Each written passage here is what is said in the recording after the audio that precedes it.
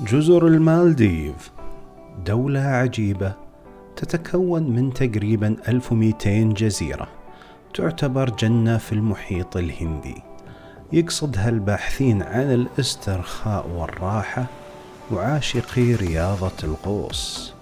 وبرفع حظر السفر المتعلق بجائحة كورونا، كان لفريق لاند اند اوفرلاند رحلة إلى المالديف، وتحديدا منتجع دوست الثاني اللي يتميز بمركز للغوص والرياضات البحرية متكامل جدا. وكانوا الأخوان هناك في استقبالنا واهتموا فينا عشان نكتشف أعماق المحيط بحثا عن المغامرة والتشويق مثل ما عودناكم دائما.